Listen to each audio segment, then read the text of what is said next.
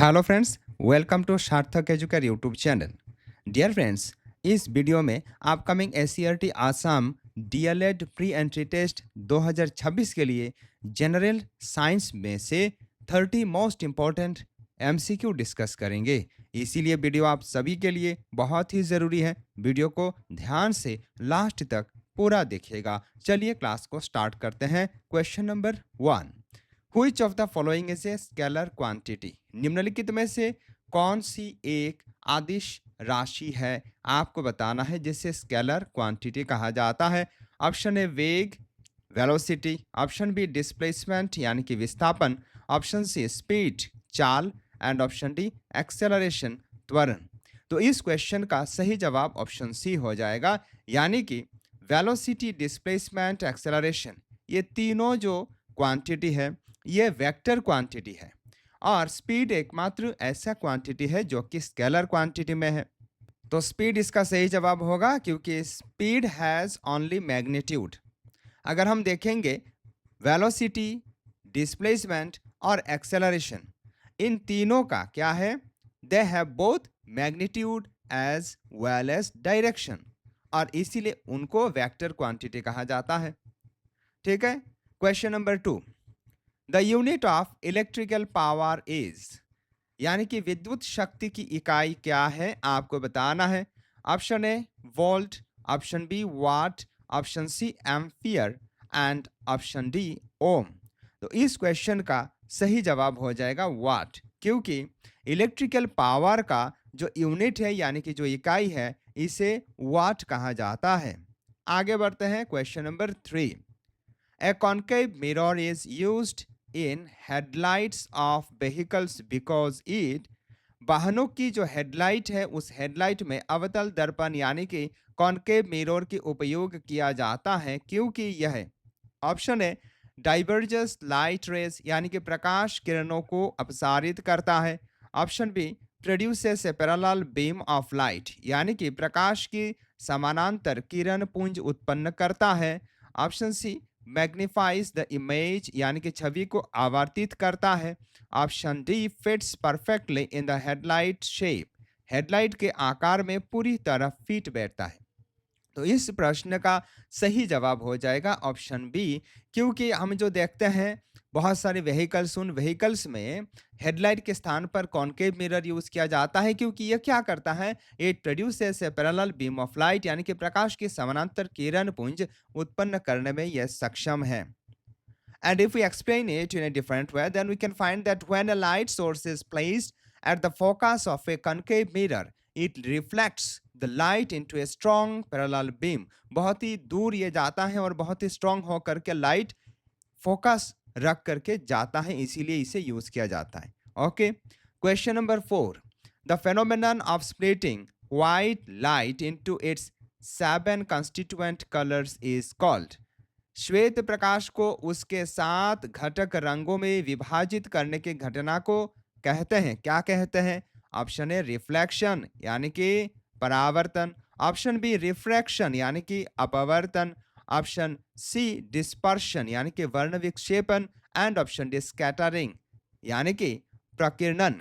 तो इस क्वेश्चन का सही जवाब हो जाएगा डिस्पर्शन, क्योंकि the phenomenon of splitting white light into its 7 constituent colors is called dispersion, इसे वर्ण विक्षेपन कहा जाता है। तो ऑप्शन सी इस क्वेश्चन का सही जवाब हो जाएगा। चलो आगे बढ़ते हैं। Question number 5, sound waves travel fastest in which of the following media, आपको बताना है ध्वनि तरंगे निम्नलिखित में से किस माध्यम में सबसे तेज चलती है। Option A vacuum, option B air, option C water and option D steel. तो इस क्वेश्चन का सही जवाब क्या होगा, यहाँ जो मौजूदा ऑप्शंस हैं, इन ऑप्शंस में इस क्वेश्चन का सही जवाब हो जाएगा ऑप्शन डी स्टील। तो स्टील क्यों इसका सही जवाब होगा, we need to explain it. Sound requires a material medium to travel and moves fastest in solids due to high elasticity and density, क्योंकि यहाँ देखो ये जो इस्पात है यानी कि स्टील है, ये स्टील में क्या है, ज़्यादा इलास्टिसिटी है इसका और इसका डेंसिटी भी ज़्यादा है, जो कि साउंड वेव को ट्रेवल करने में मदद करती हैं, इसीलिए इसका सही जवाब ऑप्शन डी स्टील हो जाएगा। आगे बढ़ते हैं question number 6।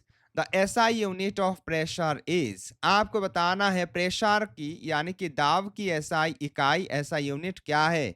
Option A newton, option B joule, option C pascal, option D watt. बहुत ही जरूरी ये सब क्वेश्चंस है। इसी प्रकार के क्वेश्चंस बार बार हमें डीएलएड पेट एग्जाम में देखने को मिलती है। तो इस क्वेश्चन का सही जवाब हो जाएगा पास्कल, क्योंकि प्रेशर का जो एसआई एकक है, एसआई यूनिट है, यह पास्कल है। वीडियो पसंद आने से वीडियो को जरूर लाइक कीजिएगा। इसके साथ साथ आपका मन में कोई सवाल है, कोई दुविधा है, तो आप हमें बेझिझक कमेंट करके पूछ सकते हैं, कोई सजेशन भी हमें दे सकते हैं। Question number 7। Which instrument is used to measure atmospheric pressure? आपको बताना है वायुमंडलीय दाब मापने के लिए कौन सा यंत्र उपयोग किया जाता है? Option A ammeter, option B barometer, option C lactometer, option D thermometer. तो इस क्वेश्चन का सही जवाब हो जाएगा बैरोमीटर, क्योंकि अगर हम एटमॉस्फेरिक प्रेशर को मापने का प्रयास करेंगे तो हमें बैरोमीटर की प्रयोग करना होगा, यानी कि बैरोमीटर के प्रयोग से हम एटमॉस्फेरिक प्रेशर को, वायुमंडलीय दाब को नाप सकते हैं। Question number 8। What type of lens is used to correct myopia? Myopia का मतलब होता है शॉर्ट साइटेडनेस। इसे अगर हमें दूर करना है, यानी कि निकट दृष्टि दोष को अगर ठीक करना है, तो हमें किस प्रकार के लेंस का उपयोग करना होता है? किस प्रकार के लेंस उपयोग किया जाता है? Option A convex lens, option B concave lens, option C bifocal lens and option D cylindrical lens, यानी कि बेलनाकार लेंस। तो इस क्वेश्चन का सही जवाब हो जाएगा कनकेव लेंस, यानी कि अगर हमें शॉर्ट साइटेडनेस, निकट दृष्टि दोष को ठीक करना है, तो हमें कॉनकेव लेंस प्रयोग करना होता है। आगे बढ़ते हैं question number 9। The device that converts electrical energy into mechanical energy is called. आपको बताना है वो उपकरण जो विद्युत ऊर्जा को यांत्रिक ऊर्जा में परिवर्तित करता है, तो उसे क्या कहलाते हैं? Option A electric generator, option B electric motor, transformer and galvanometer. तो इस क्वेश्चन का सही जवाब होगा इलेक्ट्रिक मोटर, यानी कि क्या करता है? इलेक्ट्रिक मोटर इलेक्ट्रिक एनर्जी या फिर इलेक्ट्रिकल एनर्जी को मैकेनिकल एनर्जी में कन्वर्ट कर देता है। ठीक है, आगे बढ़ते हैं question number 10। What is the value of acceleration due to gravity that is G on the surface of the earth? यानी कि पृथ्वी की सतह पर गुरुत्वाकर्षण के कारण त्वरण का मान क्या है, आपको बताना है। तो इस क्वेश्चन का सही जवाब हो जाएगा ऑप्शन ए, यानी कि ये जो 9.8 इसके बाद जो है ये क्या है, ये मैं आपको लिख करके दिखा रहा हूं, यहाँ टेक्स्ट आ गया है, ये असल में है 9.8 इसके बाद ms स्क्वायर। ठीक है, ये इसका सही उत्तर होगा, ऑप्शन ए इसका सही उत्तर है। बाकी ये जो 2 है ना, यह असल में ms स्क्वायर है, कुछ इस तरीके का इसे लिखा जाता है। आगे बढ़ते हैं क्वेश्चन नंबर 11। अब जो क्वेश्चंस हमें देखने को मिलेंगे ये केमिस्ट्री सेक्शन से क्वेश्चंस है। What is the chemical name of baking soda? Very important question. आपको बताना है बेकिंग सोडा का रासायनिक नाम क्या है? Sodium carbonate, sodium bicarbonate, calcium chloride and sodium chloride. तो इस क्वेश्चन का सही जवाब हो जाएगा सोडियम बाइकार्बोनेट। तो अगर हम सोडियम बाइकार्बोनेट का नाम को देखेंगे तो इसे केमिकली कुछ इस तरीके से नामांकित किया जा सकता है, HCO और यहाँ रहेगा 3। ठीक है, तो ऑप्शन 20 का सही जवाब होगा, याद रखिएगा। आगे बढ़ते हैं question number 12। Which gas is predominantly present in LPG? LPG का मतलब होता है लिक्विफाइड पेट्रोलियम गैस, यानी कि LPG यानी कि लिक्विफाइड पेट्रोलियम गैस इसे बोलते हैं। द्रवीभूत पेट्रोलियम गैस में मुख्य रूप से कौन सी गैस होती है? Methane, Bhutan, ethane, hydrogen. तो इस क्वेश्चन का सही जवाब होगा ब्यूटन, यानी कि option C is the correct answer, option B is the correct answer of this question. ठीक है, ब्यूटेन इसका सही जवाब होगा, क्योंकि एलपीजी में जो गैस पाया जाता है उसे ब्यूटेन कहा जाता है। चलो आगे बढ़ते हैं, question number 13। An aqueous solution turns red, litmus paper blue, its pH is likely to be। यानी कि एक जलीय घोल लाल लिटमस पेपर को नीला कर देता है, इसका पीएच संभवतः होगा। इसका पीएच क्या होगा आपको बताना है। तो इसका पीएच 10 होने का चांस है, इसका पीएच 10 होगा। और ये जो पीएच स्केल है ना, ये 0 से लेकर के 14 तक होता है, याद रखिएगा। And if we explain it, bases turn red, litmus blue and have a pH value greater than 7। यानी कि जब इसका पीएच वैल्यू 7 से ज्यादा होगा, ठीक है, पीएच वैल्यू जब 7 से ज्यादा होगा तभी ये क्या कर पाएगा, ये जो रेड लिटमस पेपर है इसे ब्लू बना सकेगा। Therefore 10 is the correct answer. Question number अब 14। Which metal is kept immersed in kerosene oil to prevent accidental fires? यानी कि आकस्मिक आग से बचाने के लिए किस धातु को मिट्टी के तेल में यानी कि केरोसिन तेल में डुबोकर रखा जाता है? Iron, sodium, copper, silver. तो इस क्वेश्चन का सही जवाब हो जाएगा ऑप्शन बी, सोडियम। सोडियम को केरोसिन में डुबोकर रखा जाता है, किस चीज से बचने के लिए? क्योंकि sodium is highly reactive and catches fire instantly when exposed to moisture and air. इसका मतलब यह होता है जब सोडियम क्या होता है ना, हवा के साथ घुल मिल जाता है, इसके साथ साथ मॉइस्चर के साथ भी अगर घुल मिल जाता है तो ये बहुत ही जल्दी रिएक्टिव हो जाता है और इसमें आग लग सकती है। तो ऑप्शन बी इसीलिए इसका सही जवाब हो जाएगा। चलो आगे बढ़ते हैं, क्वेश्चन नंबर अब 15। The rusting of iron is an example of, यानी कि लोहे में जंग लगना किसका उदाहरण है? रिडक्शन रिएक्शन यानी कि अपचयन अभिक्रिया, ऑक्सीडेशन रिएक्शन यानी कि ऑक्सीकरण अभिक्रिया, डिस्प्लेसमेंट रिएक्शन यानी कि विस्थापन अभिक्रिया, और डिकम्पोजिशन रिएक्शन यानी कि अपघटन अभिक्रिया। तो इस क्वेश्चन का सही जवाब हो जाएगा ऑक्सीडेशन रिएक्शन, क्योंकि लोहे में जो जंग लगा करती हैं ना वो ऑक्सीडेशन रिएक्शन कहलाती हैं। ऑप्शन बी इसका सही जवाब हो जाएगा।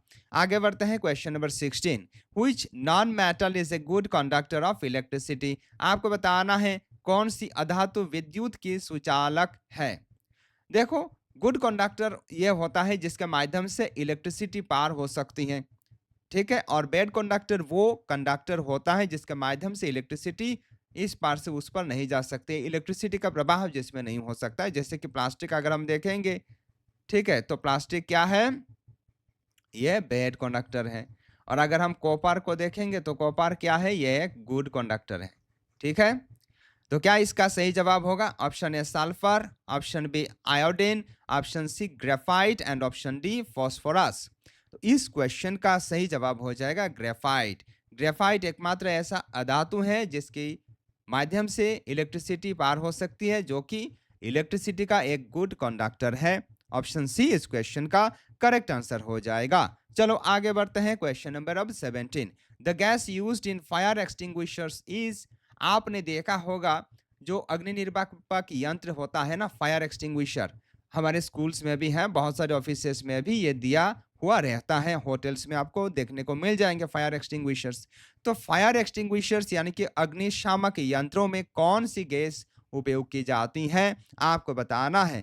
Option A oxygen, option B carbon dioxide, option C nitrogen and option D hydrogen. तो इस क्वेश्चन का सही जवाब हो जाएगा कार्बन डाइऑक्साइड। आप जानते हैं कार्बन डाइऑक्साइड अग्नि निर्वापक यंत्र में प्रयोग किया जाता है क्योंकि ये आग को बुझाने में सहायक होती है। तो इसीलिए इस क्वेश्चन का सही जवाब ऑप्शन बी हो जाएगा।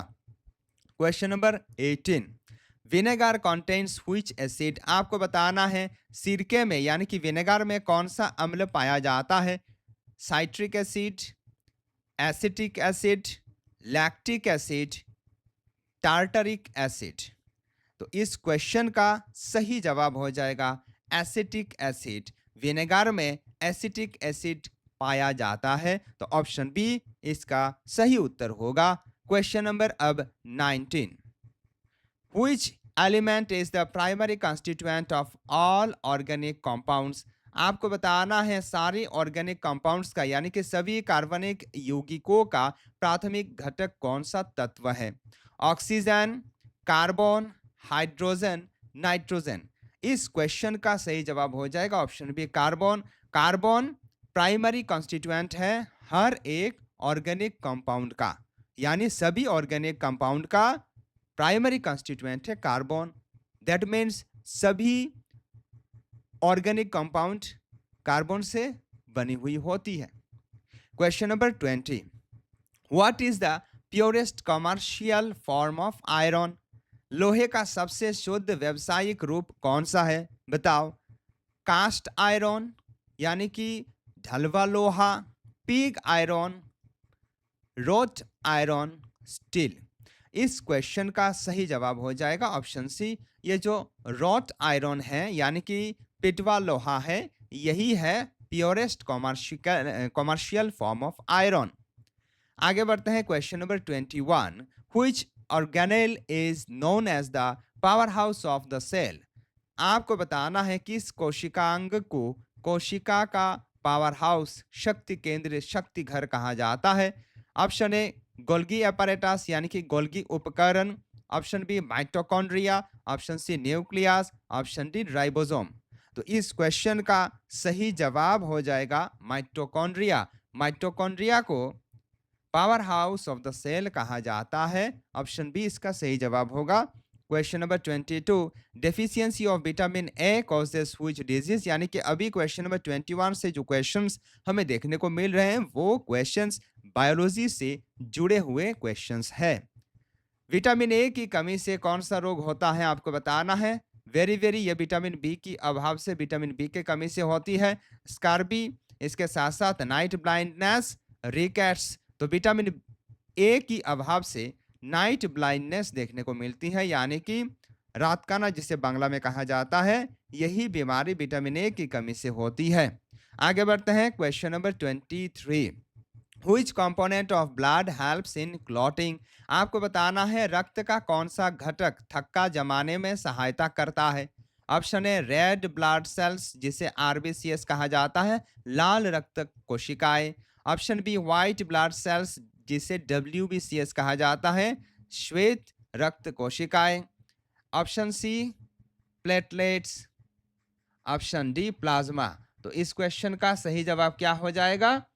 इस क्वेश्चन का सही जवाब हो जाएगा प्लेटलेट्स, यानी कि option C is the correct answer of this question, क्योंकि प्लेटलेट्स क्या करता है, ब्लड क्लोटिंग करने में मददगार होती है। Question number 24, photosynthesis in plants takes place primarily in the. आपको बताना है पौधों में प्रकाश संश्लेषण यानी कि जिसे बांग्ला में सालोक संश्लेषण कहा जाता है, मुख्य रूप से किस में होता है। स्टेम में होता है यानी कि तना में होता है, रूट्स में होता है, जड़े में होता है, लिप्स पत्तियां में होता है, फ्लावर्स फूलों में होता है। तो इस क्वेश्चन का सही जवाब हो जाएगा ऑप्शन सी, क्योंकि फोटोसिंथेसिस पत्तियां में होती है, पेड़ पौधों का पत्ते में होता है। ऑप्शन सी इसका सही जवाब होगा।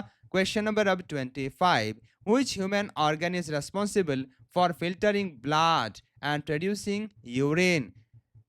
रक्त को छानने और मूत्र बनाने के लिए कौन सा मानव अंग जिम्मेदार है। Liver, heart, kidney, lungs. तो इस क्वेश्चन का सही जवाब हो जाएगा ऑप्शन सी किडनी, यानी कि गुर्दा। गुर्दा का काम क्या है, गुर्दा का काम है क्या करना, यूरिन प्रोड्यूस करना, इसके साथ साथ ब्लड को फिल्टरिंग करना। ये दोनों ही कार्य गुर्दा का है यानी कि किडनी का है। Question number 26, the green pigment present in plants that traps solar energy is. पौधों में उपस्थित हरा वर्णक जो सौर ऊर्जा को अवशोषित करता है वो है, यानी कि पेड़ का जो पत्ता है ना, जो पौधों का पत्ता है जिनका रंग हरा होता है, जिस पदार्थ के लिए, वही पदार्थ का नाम क्या है वही पूछा गया है। हीमोग्लोबिन ये तो खून में रहता है, रक्त में रहता है। क्लोरोफिल, इसके साथ साथ ज़ैंथोफिल और कैरोटीन। तो इस क्वेश्चन का सही जवाब हो जाएगा क्लोरोफिल, यानी कि क्लोरोफिल वो हरा वर्णक है जिसके कारण पत्तों का रंग हरा होता है। क्वेश्चन नंबर अब 27, insulin is secreted by which organ और gland in the human body. आपको बताना है मानव शरीर में इंसुलिन किस अंग या ग्रंथि द्वारा स्रावित होता है। Option A thyroid, option B pancreas, option C pituitary, option D liver. इस क्वेश्चन का सही जवाब हो जाएगा पेनक्रियास, यानी कि पेनक्रियास जिसे अग्नाशय कहा जाता है, अग्नाशय से इंसुलिन निर्गत होती है हमारे मानव शरीर में। तो पेनक्रियास इसका सही जवाब होगा। Question number 28, universal donor belongs to which blood group. आपको बताना है सार्वभौमिक दाता किस रक्त समूह से संबंधित होता है। ए, बी, ए बी, ओ।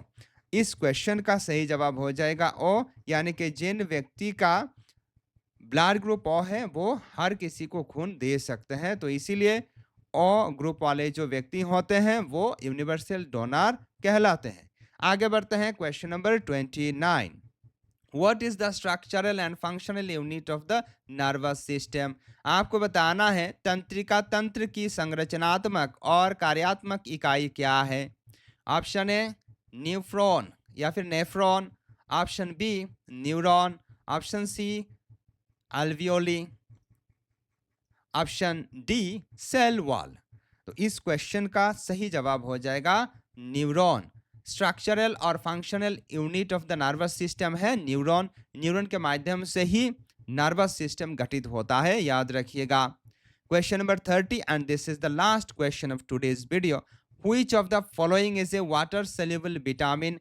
आपको बताना है निम्न दिए गए या फिर निम्नलिखित में से कौन सा जल में घुलनशील विटामिन है, यानी कि जो वाटर सोल्यूबल है, जो पानी में घुलने वाला विटामिन कौन सा है, वही हमें ढूंढना है। Option A vitamin A, option B vitamin D, option C vitamin C and option D vitamin K. तो इस क्वेश्चन का सही जवाब हो जाएगा विटामिन सी। विटामिन सी क्या होता है? विटामिन सी एक वाटर सोल्यूबल क्या है? विटामिन है, जो कि पानी में घुल जाता है। ठीक है, ये विटामिन सी जो है ये पानी में घुलने लायक एक विटामिन है, तो इसीलिए इस क्वेश्चन का सही उत्तर ऑप्शन सी हो जाएगा। डियर स्टूडेंट्स, आज का इस वीडियो में बस इतना ही। मिलते हैं आपसे अगले वीडियो में और एक शानदार टॉपिक के साथ। तब तक के लिए आप इसी प्रकार पढ़ाई करते रहिए, आगे बढ़ते रहिए। नमस्कार, जय हिंद।